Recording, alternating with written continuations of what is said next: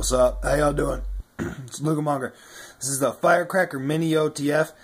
What I did with this blade, if you're not familiar, it has a 1.98 inch blade. It is legal to carry a sub 2 inch blade, sub 2 inch automatic in the state of California.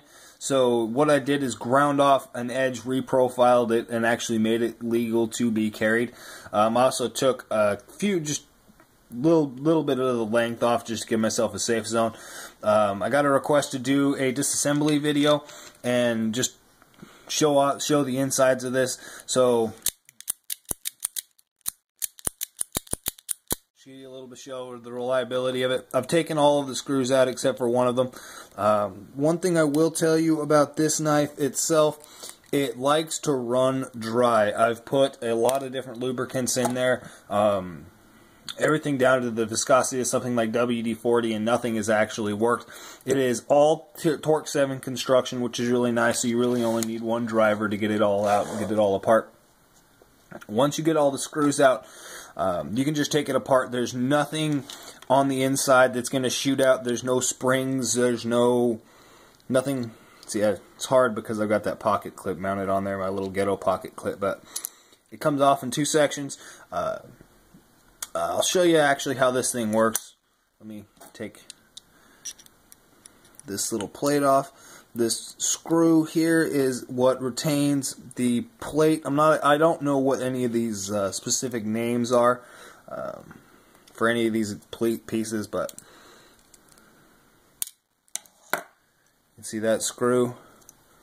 Remove the latch. Underneath here, there's a little washer. You gotta be careful not to lose any of these little tiny parts. They're all really important. Everything in here is important. Underneath on the other side of this, you'll see is your spring. Okay, and so how this thing actually works, how this thing operates, right? This is sitting in here like this, right? Get it backward. No. Shit. It would actually be like this, right? So it's sitting in here like this, okay? You've got two locking engagements, okay? One lock, it'll refocus in here. Wants to focus on the, yeah, it's trying to focus on the damn table. Come on. It'll get going. You've got one locking surface, or one locking plate here, which is spring activated. There it goes. And then you've got, see, I didn't even have that in place. You've got a second lock here in back, which is also sitting on a little spring. Okay, so with the trigger obviously connected to the plate, not connected to your spring assembly. So when you move the plate up, it is delivering spring tension to your actual spring assembly, right? So it's forcing up on the actual back of the blade. You can see there's a little cutout right there on the back of the blade where that piece of steel, that latch for the spring sits, right? Once you get up to a certain point in the actual movement, right, it'd be sitting like that, okay? Once you get up to a certain point in the actual movement, right here, I'll just take it out, move it up, right? That part of the plate, that section in the plate right there, engages that spring, forcing that spring down, okay? That's the only thing holding the blade in. So you get a burst of, you get that shooting spring energy from the tension built up in your spring assembly being released from your lock, that little spring latch lock, okay? Hold on. Sorry about that. I had to get a different chair. And so, yeah. Well, let's talk about the engagement here for this thing. Oh, come on. Refocus for me. And so, it does the exact same thing in the reverse. Now, the lock here, you'll see that there's actually two plates. There's one up at the top and there's one at the base. If you disassemble this and then reassemble this, you always want to make sure to put the smaller one at the base because it's fits integrally there, right? The retaining pin here is what actually is engaging on this forward section of your spring. Okay, you got to make sure that it stays on there, right? You can actually take that off. I'll show you that in a second. And so that puts, once I can actually, right? And so when it's in the forward position, that spring is engaging on this, giving pressure pulling in reverse, right? So it's the same thing. You pull the plate back, giving pressure. It releases, excuse me, it's got to be like this. It'll release that lock. Spring releases, throwing the blade. Did you see that? I saw where it landed, but I literally just shot that spring across the room. I'm glad I caught that on film. But I'm glad I saw where it landed as well. Yeah, and so it's actually a throwing motion. It's not a consistent amount of pressure in or out. It's throwing the blade and in and out. It's just that spring tension built up from the actual movement of the plate. I'll show you actually how to disassemble it. Now, hold on. Live demonstration on spring shooting across the room. Here's that spring. To disassemble, that's all of the top. To disassemble the base here, all you got to do is, I don't need this, excuse me, just tip it upside down, give it a few taps, your pin will fall out.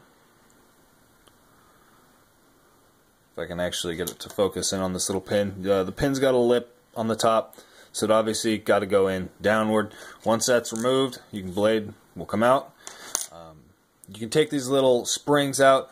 I'm not going to take them out right now, but you can just force it in there and then pull the plate out. The plate has a spring sitting behind it, but it's a very, very small, very, very weak spring. So you don't really have to worry about it shooting across the room, but it is extremely easy to damage them. So I wouldn't recommend removing the locking plates unless you have to, or you have to do some type of maintenance on them or replace those springs, because they're scary. Reassembly. Insert your blade. Make sure you have it going in the right direction. Push the locking bar over. Put your pin in.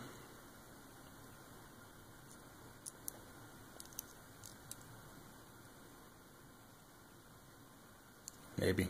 Hold on. Yep. Put your pin in. I like to seat the blade about not fully locked, but most of the way down without it being locked. You can see there it's still free to move up and down. It's not behind that lock, but just kind of sitting there. Reassemble the top section. Now, this is pretty self-explanatory. Large part goes in the large part, small part goes in the small part. Let's see that.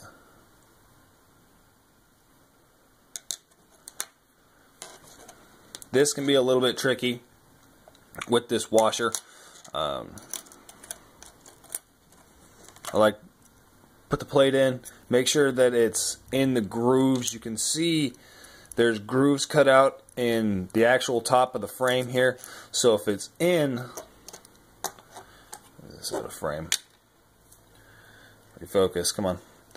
So if it's in the opposite way, if you've got it in there wrong, it needs to be sitting in those grooves, okay, which will align your hole. Drop your little washer in there.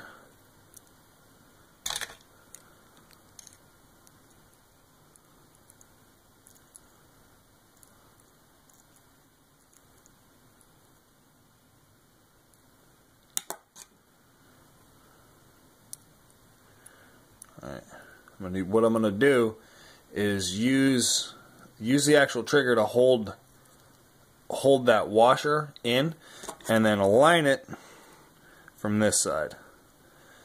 Otherwise you're not going to be able to get this little screw in.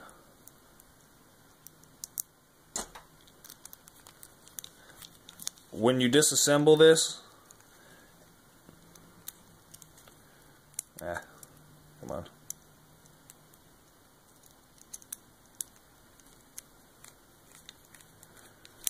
Yeah, I'm going to do it off camera because it takes a long time. Loctite. Loctite everything, especially this pin on the inside. Because if this comes undone, your knife is just going to stop working. And you're out of luck. You've got 6 outer pins. So what I'm going to do is make sure that's in proper position. Slide the plate back on.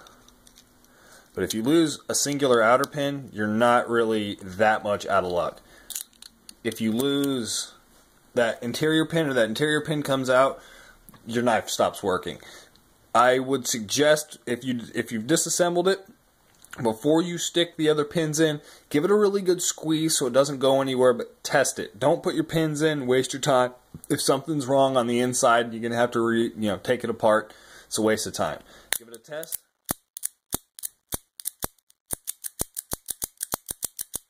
It's working good. Stick all your little screws back in.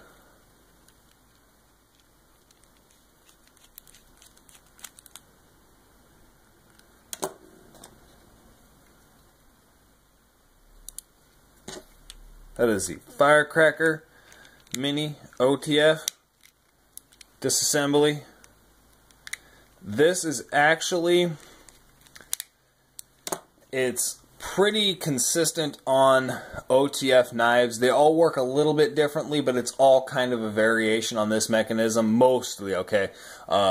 Most of them that you see that use this pressure button system, you can see where it's building up spring tension. I'm moving that plate, building up spring tension. Oh, see, doing it too slow. I've only got 2 screws in. Need to squeeze it. But you can see it building up spring tension. Once I hit a certain point, I release the lock in the back. The blade gets shot out. Same thing pulling it in. You build up that spring tension, hit the lock, bam, shoots in. It's the same. The other knives are obviously, more expensive knives are built better. There's more springs. It's better material, but it's basically the same principle. And that is actually what gives you your safety mechanism to where it won't pierce anything. So if it's deployed in your pocket, it just kind of, it bounces off. It's because there's no actual spring tension. It's just being thrown. It's just that throwing motion. The spring tension is only, an 1/8 of an inch. It just gets it moving so fast. Works every time. It's a Firecracker Mini OTF. Y'all have a good one.